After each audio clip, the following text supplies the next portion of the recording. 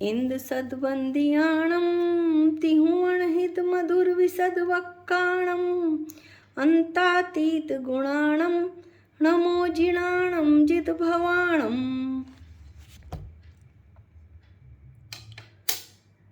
गाथा 21 तक हमने पंचअस्तिकाय संग्रह का अध्ययन कर लिया था। प्रथम अधिकार चल रहा है पंचअस्तिकाय संग्रह में, और उसमें गाथा 21 में यह बतलाया गया था कि जीव जो है गुण पर्यायों सहित संसार में संसरण करता हुआ उत्पाद करता है, व्यय करता है, भाव करता यानी कि भाव करता है, अभाव करता है, भावाभाव करता है और अभाव भाव को करता है।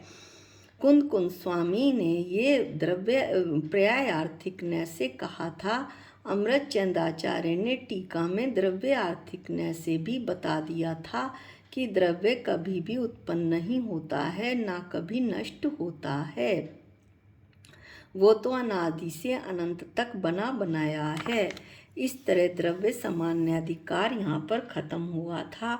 अब गाथा 22 शुरू होती है, जिसमें से 6 द्रव्यों में से 5 अस्तिकाय कौन कौन से हैं, क्योंकि ये प्रथम अधिकार ही 6 द्रव्य और का वर्णन और पंच अस्तिकाय का वर्णन बता रहा है। तो आज से गाथा 22 में पंच अस्तिकायों का वर्णन शुरू होगा। हम गाथा पाठ करते हैं। जीवा पुग्गल काया आयासम अथि काया शेषा अमया अथितमया कारण भूदा ही लोगस्स। अन्वयार्थ हम ज्यों का त्यों पढ़ते हैं। जीवा जीव, पुग्गल काया पुद्गल काये, आयासम आकाश और अथि काया शेषा शेष 2 अस्तिकाये। अमया अमया यानी आकृत हैं और अथितमया अस्तित्व में हैं और ही वास्तव में लोकस्य कारण भूता लोक के कारण भूत हैं। हमने अन्वयार्थ जो का त्यों पढ़ा। अब इसे थोड़ा सा इसका विश्लेषण करते हैं। यद्यपि इसका पूर्ण रूप से विश्लेषण अमृतचंद आचार्य ने टीका में किया है, लेकिन फिर भी 6 द्रव्यों में से जीव, पुद्गल, आकाश, शेष 2 अस्तिकाय कौन से? धर्म और अधर्म। आकृत यानी बने बनाए हैं और कैसे हैं? अस्तित्व में हैं, टंकोत्कीर्ण हैं, स्वयं सिद्ध हैं, जैसे पत्थर पर किसी ने उकेर दिया हो मूर्ति को। अस्तित्व द्रव्यों का सामान्य गुण होता है। उस गुण के कारण, उस शक्ति के कारण द्रव्य का कभी नाश नहीं होता और वे कभी उत्पन्न भी नहीं होते हैं। अस्तित्व गुण के कारण और ही वास्तव में लोकस्य कारण भूता लोक के कारण भूत हैं। विश्व को बनाने वाले हैं कौन? ये 5 अस्तिकाय। यहाँ पर 5 अस्तिकायों को बताया है, लेकिन छठा का मैंने बताया था कि अन्वयार्थ में कुछ बातें छुपी हुई होती हैं। जो टीका करते हैं आचार्य उन बातों को खोलते हैं। इसमें काल जो छठा द्रव्य अपने आप छुपा हुआ है कि 6 द्रव्य लोक के कारण भूत हैं। अब हम देखते हैं दृष्टांत की सहायता से कि ये लोक के कारणभूत कैसे हैं। लोक क्या है? आकृतिम है, बना बनाया ऐसे किसी ने नहीं बनाया। क्यों? क्योंकि जब उसे बनाने वाले 6 द्रव्य ही आकृतिम हैं तो लोक तो आकृतिम होगा। संपूर्ण विश्व यानी संपूर्ण लोक को बनाने वाला कोई व्यक्ति नहीं है। लोक और विश्व एक दूसरे के पर्यायवाची हैं। यह स्वयं बना बनाया है। विश्व या लोक क्या है? 6 द्रव्यों का समूह है। दृष्टांत कैसे दें? जैसे सभा, 20-25 लोगों को एक साथ जो बैठे हैं वो सभा है, यानी उन 20-25 लोगों का कॉम्बिनेशन। यदि 20-25 लोग एक साथ बैठे हैं और वो पूछें सभा कहाँ है, तो वे लोग ही तो सभा हैं, उन लोगों का कॉम्बिनेशन ही तो सभा है। इसी तरह से ये 6 द्रव्य और इनकी अनेकानेक पर्यायों के कारण से विश्व बनता है। विश्व किसी जगह का नाम नहीं है, इन्हीं 6 द्रव्यों का समूह ही विश्व कहलाता है। आगे आचार्य पूर्ण रूप से स्पष्ट करते हैं। क्या स्पष्ट करते हैं? टीका पाठ करते हैं। यहाँ इस गाथा में समानतः जिनका स्वरूप पहले कहा था, किसका स्वरूप पहले कह दिया आचार्य ने? 6 द्रव्य का स्वरूप पहले बता दिया। ऐसे 6 द्रव्यों में से 5 को अस्थि कायपना स्थापित किया गया है, यानी 6 द्रव्य में से 5 को अस्थि काय कहा है।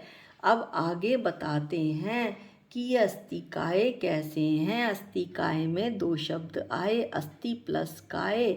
आगे गाथा पाठ करते हैं।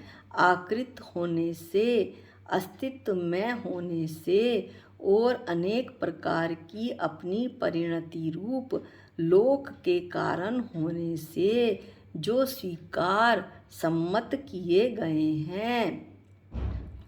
आकृत होने से, बने बनाए होने से, अस्तित्व में, यानी कि अभी बताया अस्तित्वपना की इस शक्ति के कारण द्रव्य का कभी नाश नहीं होता, ना वो कभी उत्पन्न होता है। और इन द्रव्यों की अनेक प्रकार की पर्याय होती हैं, परिणमन होता है, उत्पाद व ध्रुव्य होता है। इसलिए ये 6 के 6 द्रव्य सचमुच लोक का कारण है। ये सचमुच इसलिए इन्हें लोक का कारण स्वीकार किया गया है। ये अमृतचंद आचार्य बता रहे हैं। अब आगे इन 6 द्रव्यों में से 5 अस्तिकाय को छांटते हुए आचार्य गाथा में बताते हैं। हम गाथा पाठ करते हैं। ऐसे 6 द्रव्यों में जीव, पुद्गल, आकाश, धर्म और अधर्म प्रदेश प्रत्यात्मक प्रदेशों के समूह में होने से 5 अस्तिकाएँ हैं। ये सब क्या हुआ? कुछ भी समझ नहीं आया। हम समझने की कोशिश करते हैं। 6 द्रव्य हमने पहले पढ़े, जीव, पुद्गल, आकाश, धर्म, अधर्म और काल। अब उसमें से काल द्रव्य को छोड़ दिया है, 5 द्रव्य को आचार्य ने ले लिया है। ये 5 द्रव्य कौन कौन से हैं? जीव, पुद्गल, आकाश, धर्म और अधर्म। ये प्रदेश प्रत्यात्मक हैं। प्रदेश प्रत्यात्मक क्या होता है?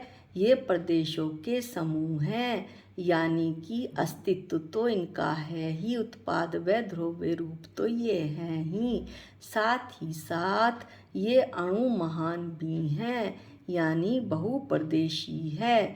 पुद्गल परमाणु एक प्रदेशी है, लेकिन उसमें स्कंद बनाने की शक्ति है, यानी कि दो से अधिक परमाणु मिलकर दो प्रदेशी, बहुप्रदेशी, 3 प्रदेशी, 4 और बहुप्रदेशी हो सकते हैं पुद्गल में।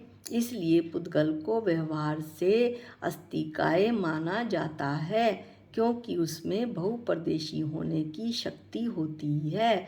इस तरह से 6 द्रव्यों में से 5 अस्तिकाय हो गए। जीव तो है ही बहुप्रदेशी, और आकाश, धर्म और अधर्म भी बहुप्रदेशी हैं, लेकिन पुद्गल में बहुप्रदेशी होने की शक्ति है, इसलिए इसे अस्तिकाय में ले लिया गया है।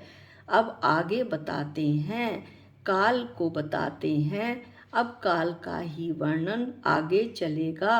कौन कौन सी गाथाओं में? 23, 24, 25, 26 में बहुत ही सुंदर वर्णन।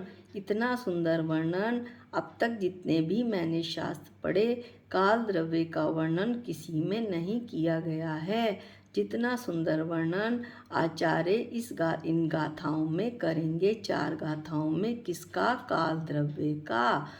तो आचार्य कहते हैं, अमृतचंद आचार्य, कि काल को प्रदेश पश्चात्मक पने का अभाव होने से वह वास्तव में अस्तिकाय नहीं है, ऐसा बिना कथन किए भी सामर्थ्य से निश्चित होता है। वे कहते हैं, हमने काल को अस्तिकाय क्यों नहीं कहा? क्योंकि काल एक प्रदेशी है, कालाणु है, वो एक प्रदेशी है। व्यक्ति रूप से तो एक प्रदेशी है ही पुद्गल परमाणु की तरह, लेकिन शक्ति रूप से भी वो एक ही प्रदेशी है। पुद्गल की भांति उसमें बहुप्रदेशी होने की शक्ति नहीं है। उसमें बहुप्रदेशी पने का अभाव होने से यद्यपि वो अस्तित्व वाला है, लेकिन काय वाला नहीं है। काय वाला यानी प्रदेशों वाला, बहुप्रदेशी नहीं है। ऐसा बिना कथन किए भी, बिना बताए भी सिद्ध होता है सामर्थ्य से। यह निश्चित होता है। क्यों निश्चित होता है? कि काल को अस्तिकाय कैसे कहें, यद्यपि उसमें अस्तित्व है। 6 द्रव्यों में काल को शामिल किया जाता है, लेकिन 5 अस्तिकाय में काल को शामिल नहीं किया जा सकता, क्योंकि वो उसमें अस्तित्व है पर काय नहीं है। एक ही प्रदेशी है। व्यक्तित्व रूप से, प्रकट रूप से भी एक प्रदेशी है, और शक्ति रूप से यानी उसमें शक्ति का भी अभाव है, बहुप्रदेशीपना होने का अभाव है। इस बात को 23, 24, 25 और 26 गाथा में आचार्य ने बड़े विस्तार से खोला है। ये गाथा छोटी सी है, केवल इसमें 5 अस्तिकायों का आचार्य ने इंट्रोडक्शन कराया है, परिचय दिया है कि 6 द्रव्य में से 5 अस्तिकाएँ हैं। काल एक छठा जो है अस्तिकाय नहीं है। केवल इतनी सी बात इसमें बताई है। साथ ही साथ ये बताया है कि ये 6 के 6 द्रव्य जो है लोक के कारण हैं, लोक को बनाने वाले हैं। लोक को ब्रह्मा ने नहीं बनाया है, किसी ने, विष्णु भगवान ने इसे सिर पे नहीं उठा रखा है, ये तो बना बनाया है। ऐसा ही आकृत है। अनादि से अनंत तक ज्यों का त्यों 6 द्रव्य जहाँ पर इकट्ठे हुए, 6 द्रव्य और उनकी पर्याय, वही पूरा समूह लोक कहलाता है।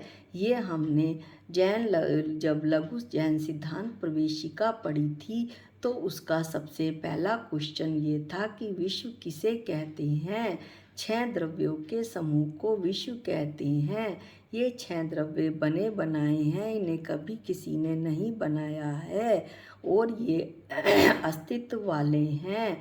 ना इनका कभी नाश होता है, ना कभी ये उत्पन्न होते हैं। इन 6 द्रव्यों में से ही जो 5 हैं, यानी कि 5 कौन से, ये आगे पढ़ने पड़ेंगे, इसलिए जरा ध्यान पूर्वक सुने। 5 कौन से? जीव, पुद्गल, आकाश, धर्म और अधर्म। ये अस्तिकाएँ हैं। क्यों? क्योंकि ये अस्तित्व वाले हैं। ये अणु, ये इनका उत्पाद व ध्रुव्य वाले हैं। साथ ही साथ ये काय भी हैं, सारे के सारे बहुप्रदेशी भी हैं। इसका बहुत विस्तार और सुंदर तरीके से, जैसे मैंने पहले बताया, अब आगे वर्णन होगा। बड़ा ही आनंददायक और आत्मा को आनंद प्रदान करने वाला ग्रंथ है। यदि हम इसे ध्यान पूर्वक पढ़ें तो ये हमें बहुत ही, हमारी आत्मा का स्वभावी होने के कारण, स्वभाव रूप होने के कारण बहुत ही सुंदर ग्रंथ है। आत्मा को ये शब्द प्रिय लगते हैं। इनका समझना भी आत्मा को आनंद से भर जाता है ऐसे शब्दों को सुनकर। और इसके आगे मैं क्या कहूँ। इस वीडियो को आज ही अब समाप्त करते हैं और हम गाथा 23 का बहुत ध्यान से और आराम से वर्णन आगे करेंगे, अगले वीडियो में करेंगे। आज के लिए इतना ही। निज निधि निज में बताई, ये अनंत उपकार है। इसके लिए जिन वाणी माँ को वंदनानंत बार है, वंदनानंत बार है। सबको जय जिनेंद्र।